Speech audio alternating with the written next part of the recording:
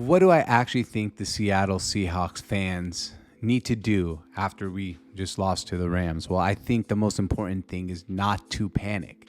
I've been all over Twitter reading things about the Seattle Seahawks after they lost to the Rams. And the fan base, not all of us, of course, but a lot of them are actually saying that this is a disaster. It's inexcusable. The season's horrible. 6 straight years of bad defense. I've seen some tweets go as far as to say we need to, after this game, take a look at the trajectory of the organization. And I see that, and it just baffles me. How often this fan base seems to turn on Pete Carroll, John Schneider, and the trajectory of this organization. It happens once, it happens twice, it happens 3 times. And I just beg for patience from the fan base here of the Seattle Seahawks. Like, look, Pete Carroll last year was doubted. John Schneider was doubted for trading Russell Wilson. However, we saw the team rebounded and played really good. One game is not going to determine the whole entire fate of the Seattle Seahawks season. And I know a lot of people are like, oh, this Rams team was supposed to be so bad. And I was one of those who said that. But let's take a look back for a second and realize this Rams team is not as bad as we think. They have one of the best defensive players in history on the defensive side of the ball with Aaron Donald. And when we had 2 offensive linemen get injured, now granted they are outside tackles and he plays interior, but that still changes the whole offensive line and the whole entire, scheme. Yeah, Aaron Donald is going to play really good. So of course Aaron Donald is going to have a good game against a team that has 2 starting offensive linemen out. That's one. Number 2, Matt Stafford, yeah, he lit us up. And I hate seeing that. We had no pass rush. I know it's a problem. I know it's concerning. But let's take a look at Matt Stafford. The last year that Matt Stafford was healthy, and there's only 1 year between his last healthy year and this year, he won the Super Bowl.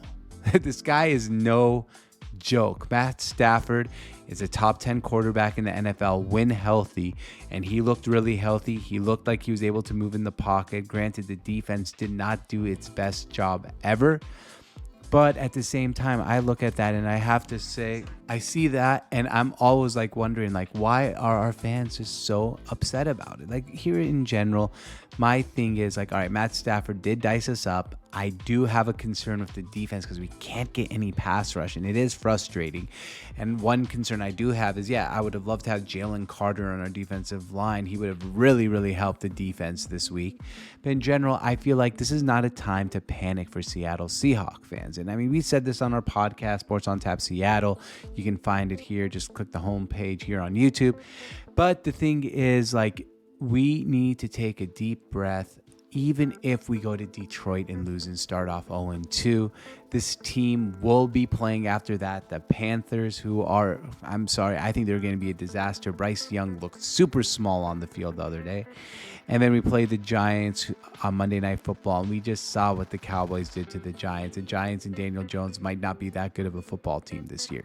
So if we can come out of the first 4 games out of a gate 2-2, this whole fan base can take a sigh, relax. We just signed Jason Peters today. I don't know what that exactly means, but that means our offensive line might need help right now.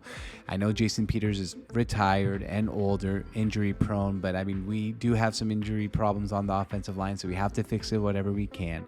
But in general, I just wanted to make this video as a public service announcement. This is not time to panic.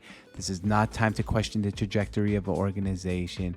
This is a time for us Seattle Seahawks fans to relax. It's 1 game. Come back to me after 4 weeks going into our bye week. If we are not 2-2, yeah, sure, panic. But until then, just remember this team needs to be 2-2 heading through 4 games, and we'll be just fine. All right, if you've reached the end of this video, this is Sports on Tap Seattle. This is George's Tap. Make sure you smash that like and subscribe button, and we'll see you guys next time. You're listening to the Sports on Tap Seattle podcast. 2 brothers, George and Sammy, talk all things Seattle sports. Also, NBA. Please bring back our Supersonics.